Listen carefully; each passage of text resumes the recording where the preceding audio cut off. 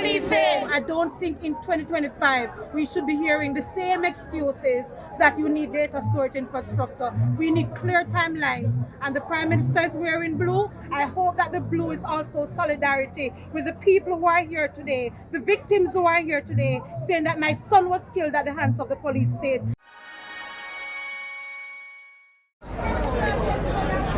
Let's meet our force, let's fatalities. Let's meet our force, let's fatalities. Can't break the law if you uphold the law. Can't break the law if you uphold the law. Can't break the law if you uphold the law. Can't break the law if you uphold the law. When anybody wants cameras, them dead. When anybody wants cameras, them dead. When anybody wants cameras, them dead. When anybody wants cameras, them dead. 24 kills, no weapons. 24 kills, no weapons. Where are the body worn cameras? Where are the body worn cameras? What do we want? Justice. Where are the body worn cameras? Where are the body worn cameras? We want human rights policing. We want human rights policing. Let's meet our force, less fatalities. Let's lethal force, less fatalities. 107 dead in 119 days. 107 dead in 119 days. 10 mentally ill killed in 2024. 10 mentally ill killed in 2024. Where are the body worn cameras? Where are the body worn cameras?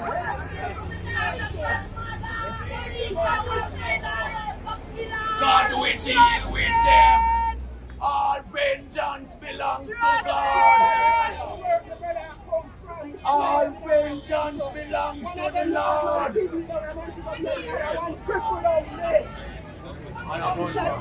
Gunman shot him. All right.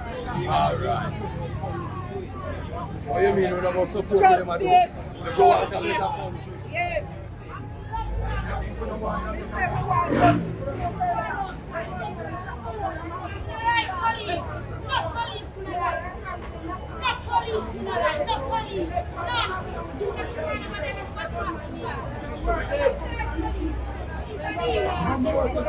I'm just telling the Jamaican people that the police force was formed in 1865 after they murdered so many of our brothers in St. Thomas. It was called a police force.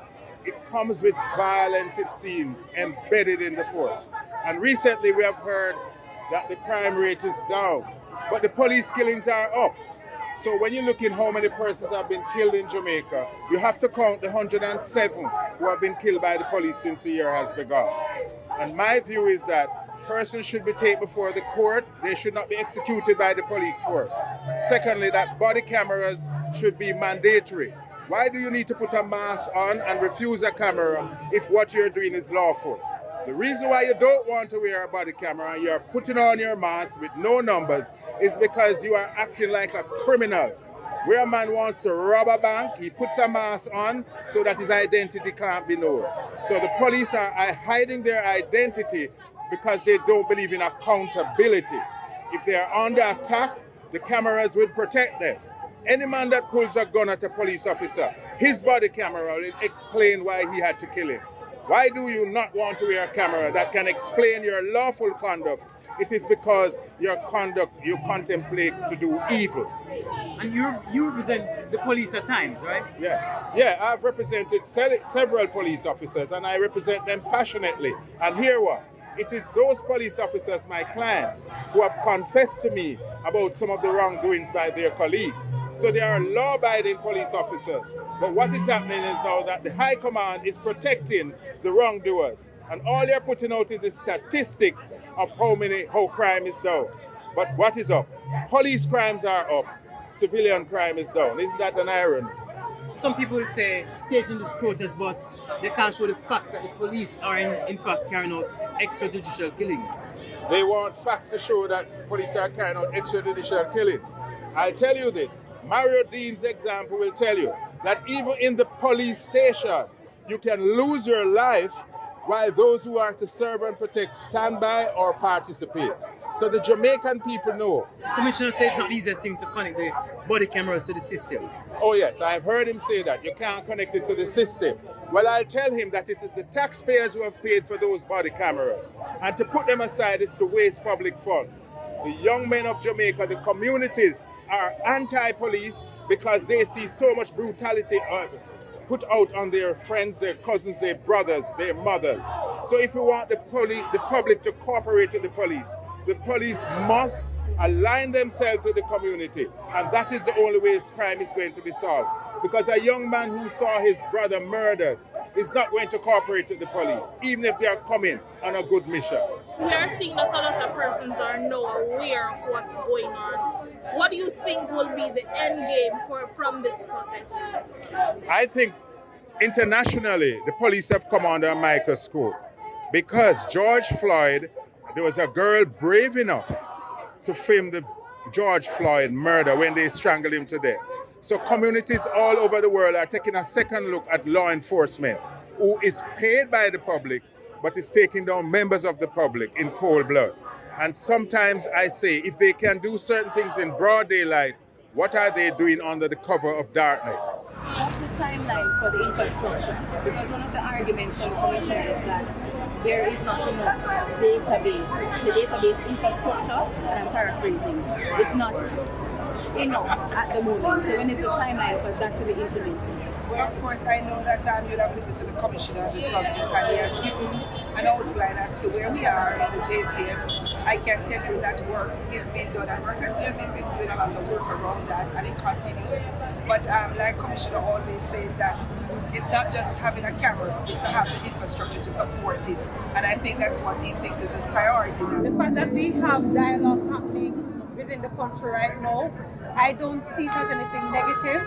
I think it's a glorious opportunity for constructive dialogue.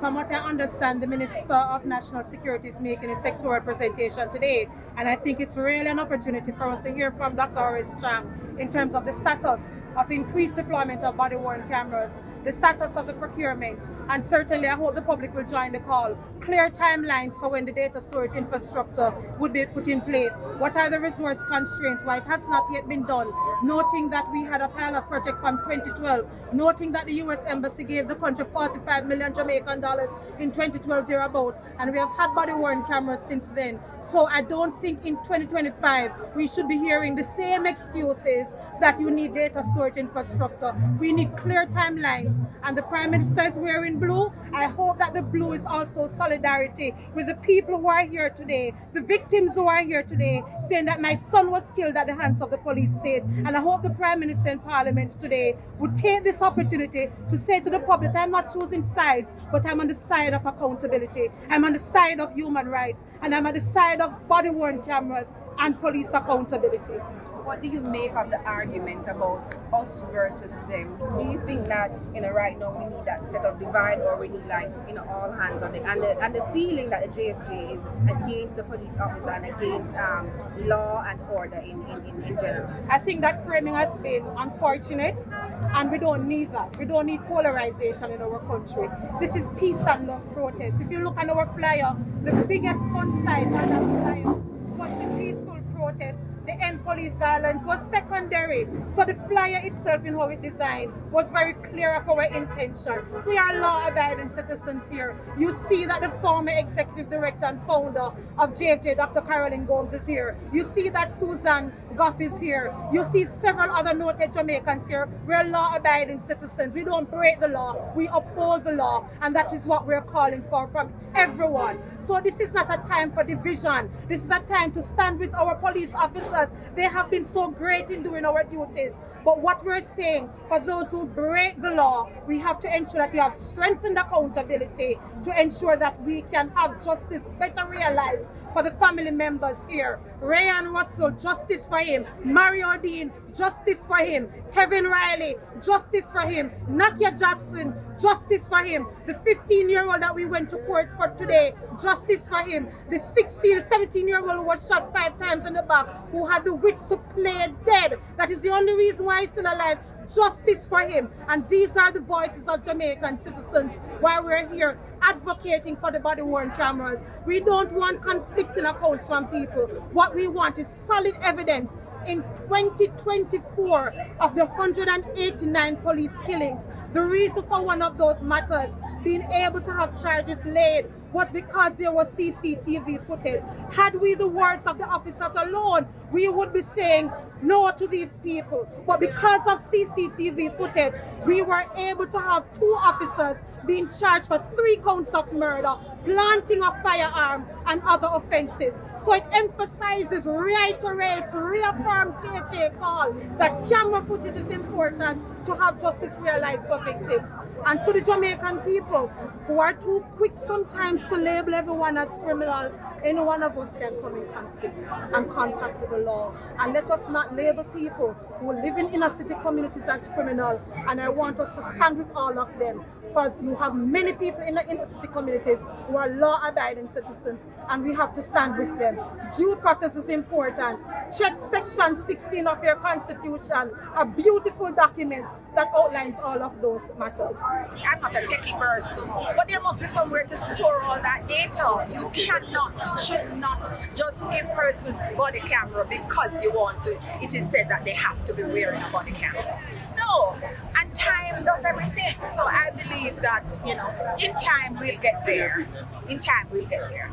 Jeez. So what would you advise the JFJ now to the way forward? I cannot advise JFJ. No, what would you suggest? I would want to suggest that dialogue. We can't throw out the baby with, we shouldn't throw out the baby with the bathwater. Dialogue, man. Police are humans, you know. A lot of police have been killed and I don't see them demonstrating. But as I said, there's a place in the society for JFJ. It's just that this is not the way to go because dialogue, you have to start with dialogue.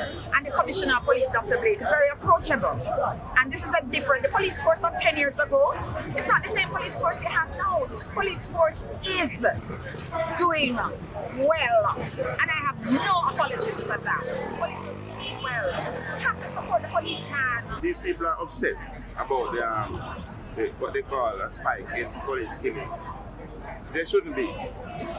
I am not telling, I will never tell anybody not to be upset when their loved ones get injured or harmed. What I'm saying, there is a process, let the process work.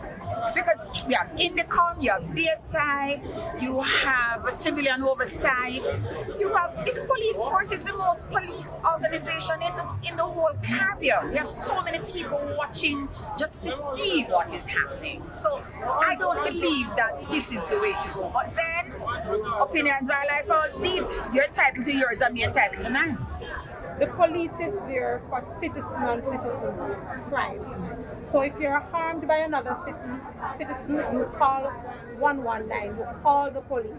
But if it is the police who is harming you, yes, you have INDECOM, but JFJ has been there with families all the way through the court system so that they can get justice.